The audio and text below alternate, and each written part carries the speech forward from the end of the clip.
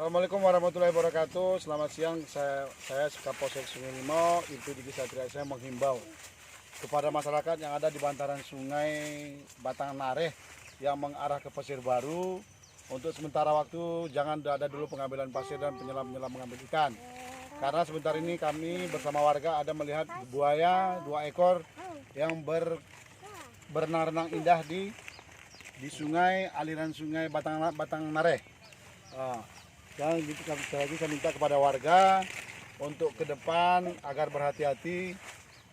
Kita tidak ingin ada terjadi hal-hal yang tidak kita inginkan. Ini kayaknya buaya air sungai. Sebentar ini muncul, habis itu menghilang lagi, ada sekitar 2 ekor. Jadi sekali lagi kami minta untuk menghindari adanya korban, buat sementara dulu, buat saudara-saudara yang ada di bantaran sungai, jangan dulu menyelam-nyelam menembak ikan atau menggeruk-geruk pasir. Ini demi untuk keselamatan kita bersama. Saya rasa itu aja himbauan buat saya. Saya rasa itu himbauan buat saudara-saudara yang ada di bantaran sungai. Mari kita sikapi bersama-sama bahaya ini.